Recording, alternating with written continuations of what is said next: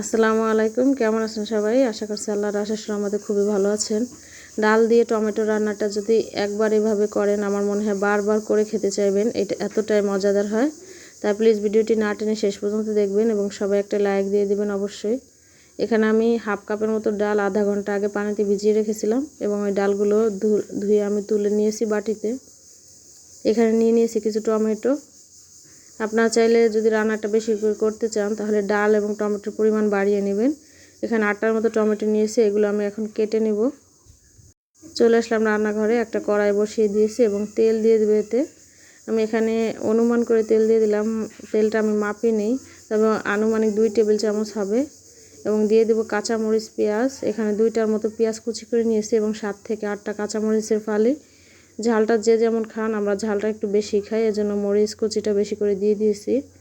এবং এইটা আমি 1 মিনিটের মতো নেড়ে চেড়ে নেব। দেখুন পেঁয়াজ মরিচটা সফট হয়ে আসছে। এরপর যে আমি মশলা অ্যাড করব। এখানে আমি ছোট এক টুকরা আদা এবং ছোট একটা রসুন এবং 1 চা চামচের মতো জিরা বেটে নিয়েছি, ওইটা দিয়ে দেব। দিয়ে দেব হলুদের গুঁড়ি 1 চা চামচ থেকে একটু কম, স্বাদ মতো লবণ। মশলাগুলো এখন আমি তেলের সাথে এবং পেঁয়াজ মরিচের সাথে ভালোভাবে একটু ভাজা ভাজা করে নেব। এ পর্যায়ে কোনো পানি অ্যাড করব না, তেলের সাথে ভাজা ভাজা করে নেব এবং আগে থেকে ধুয়ে রাখা যে ডালগুলো ওইগুলো অ্যাড করে দেব।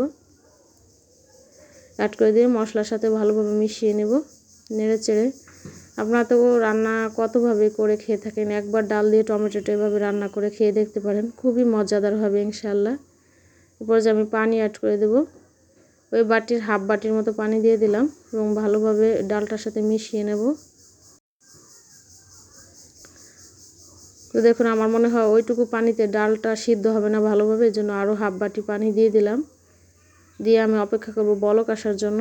দেখুন বলক চলে এসেছে এবং এখন অ্যাড করে দেব আগে থেকে কেটে ধুয়ে রাখা টমেটোগুলো। ওগুলো এখন আমি এর মধ্যে দিয়ে ভালোভাবে নেড়ে চেড়ে নেব।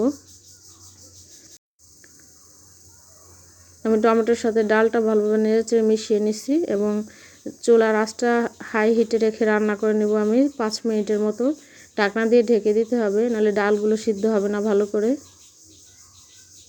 দেখুন 5 মিনিট পর ফিরে আসলাম, বাট রান্নাটা কিন্তু হয় নাই, ডালটাও ভালোভাবে সিদ্ধ হয় নাই। এর জন্য আমি এখন আরও 5 মিনিটের মতো চুলার আঁচটা মিডিয়ামে রাখবো। চুলার আঁচটা একটু কমিয়ে দেবো এবং ঢাকনা দিয়ে ঢেকে দেবো, এতে করে ডালটা খুব সুন্দরভাবে সিদ্ধ হয়ে যাবে। আর আসুন আমরা যারা মুসলিম, এই হাজারো ব্যস্ততার মাঝেও 5 ওয়াক্ত নামাজ পড়ে নেই, কারণ দুনিয়া ছেড়ে চলে যেতে হবে একদিন। দেখুন 5 মিনিট পর তেলটা উপরে চলে এসেছে, রান্নাটা হয়ে গেছে। এখন আমি এটা নামিয়ে নেব। দেখুন আমি একটা প্লেটে সার্ভ করছি। মাশাআল্লাহ, এটা দেখতে না যতটা আকর্ষণীয়, খেতে এর থেকেও বেশি মজাদার হয়েছিল। আপনারা অবশ্যই বাসায় একবার এভাবে ট্রাই করে দেখবেন এবং আমাকে কমেন্ট করে জানাবেন। আর ভিডিওটা যদি একটু ভালো লাগে, উপকারে লাগে, অবশ্যই আমার চ্যানেলটি সাবস্ক্রাইব করে দেবেন, বেশি বেশি শেয়ার করে দেবেন। আজকের ভিডিও এই পর্যন্ত, সবাই ভালো থাকবেন, আল্লাহ হাফেজ।